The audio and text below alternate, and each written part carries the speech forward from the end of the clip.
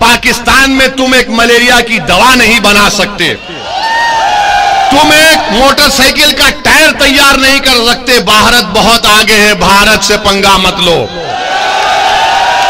अल्लाह का शुक्र है कि हमारे बुजुर्ग नहीं गए वहां पर, वरना इन पागलों को हमको देखना पड़ता। जो लोग गए उनको बर्दाश्त कर रहे हैं। हमको पाकिस्तान से कभी मतलब था ना कभी रहेगा। अरे ये तुमको शर्म नहीं है कि तुम तुम्हारे मुल्क को चीन के पास गिरवी करती हो और तुम इस्लाम की बात करते हो? वो चीन जो जिनजियांग में मुसलमानों को 20 लाख मुसलमानों को कैद में बंद कर दिया, जिनको जबरन सूअर खिलाया जा रहा है चीन में, आज वो मिनिस्टर इस्लाम की कामयाबी की बात करता है। अरे मिनिस्टर, पाकिस्तान में तुम एक मलेरिया की दवा नहीं बना सकते, तुम एक मोटरसाइकिल का टायर तैयार नहीं कर सकते। भारत बहुत आगे है, भारत से पंगा मत लो। ये हमारा घर का मामला, हम घर में तय कर लेंगे। हमको पाकिस्तान से कभी मतलब था ना कभी रहेगा। जो लोग आकर मंजलिस पर तनकीद करते हैं कि मंजलिस एक फिरका परस्त पार्टी है, मंजलिस जीतेगी तो फिरका परस्ती बढ़ेगी। अरे कौन सी तुम सेकुलरिज्म की बात कर रहे हो? मेरे अजीज दोस्तों और बुजुर्गों, मेरी इज्जतदार मां और बहनों, ये जो मुसलमानों से नफरत है किस हद तक पहुंच गई, इसकी एक मिसाल देता हूं। मुसलमानों से फिरका परस्ती की सद तक आसमानों को छू रही है, एक मिसाल देकर चले जाऊंगा। पाकिस्तान और इंडिया का क्रिकेट मैच हुआ ना। मैं तो यह कहा था मोदी जी से कि इस मैच मत खेलो आप। मैं तो कहा था कि मैच इसलिए मत खेलो क्योंकि पाकिस्तान से टेररिस्ट कश्मीर में आके वहां के सिविलियन को गोली मार रहे, हमारे 10 सिपाहियों को मार दिए। मगर मैच हुआ, खेल है।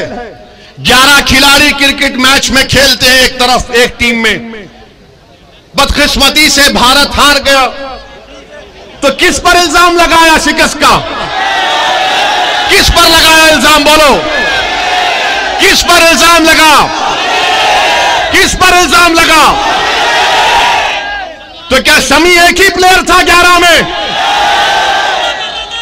11 की टीम थी, मगर फिरका परस्ती बताने के लिए आपसे कह रहा हूं कि टीम हारी, हमको तकलीफ है, मगर शमी पर जिम्मेदारी डाल दिए कि शमी की वजह से हार गए, शमी की वजह से हारते।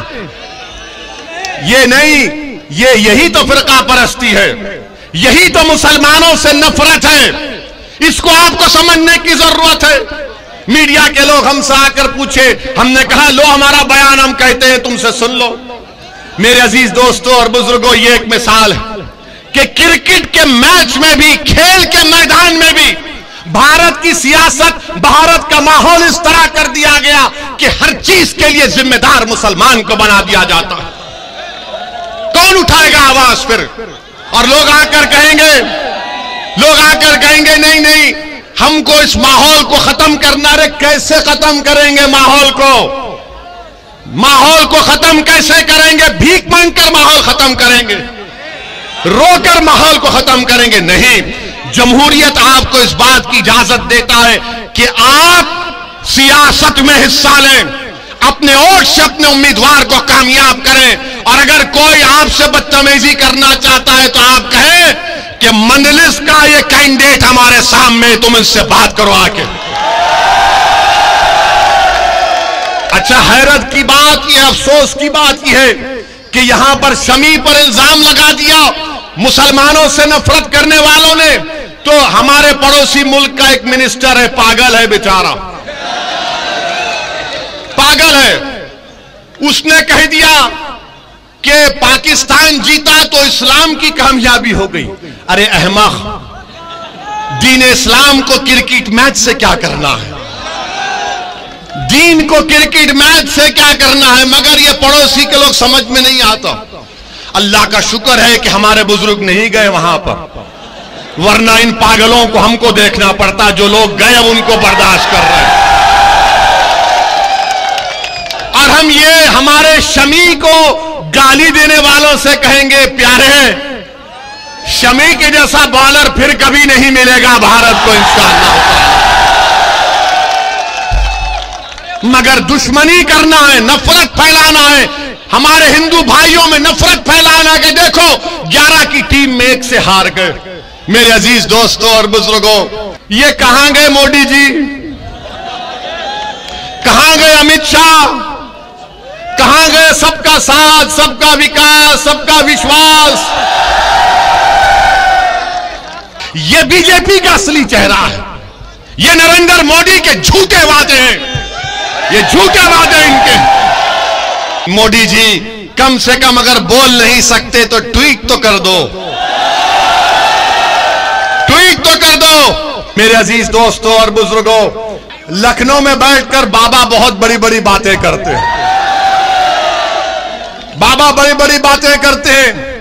और बाबा ने परसों बयान दिया कि हम कोई मजहब को नहीं करते, हम कोई वैसा नहीं करते, लंबी लंबी छोड़ दिए बाबा भी। हम उनसे पूछना चाहते हैं कि मुजफ्फरनगर में क्या यह बात सच नहीं है कि मुजफ्फरनगर में जहां पर 40% के करीब मुसलमानों की आबादी है ना,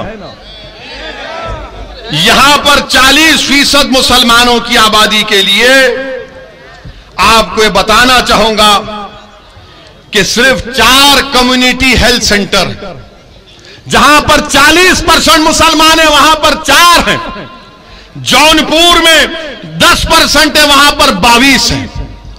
अब आप खुद फैसला करिए, कोई उठाता है इन बातों को? कम्युनिटी हेल्थ केयर सेंटर की जरूरत है, मगर इस पर कोई बात ही नहीं होती। और फिर तीसरी बात जो इसमें अहम बात की है कि मुजफ्फरनगर का फसाद हुआ और यही योगी सरकार ने 70 केसेस को वापस ले लिया। कितने? 70 से ज्यादा केसेस को, इनके बड़े बड़े नेताओं के खिलाफ केसेस को वापस ले लिया। इनका एक एमएलए है विक्रम सैनी कठौली का, बीजेपी का एमएलए, जिसको कोर्ट ने बरी कर दिया। किस बुनियाद पर कि इसके खिलाफ एविडेंस नहीं है? क्या सरकार का काम नहीं है कि उसके खिलाफ अपील की जाए?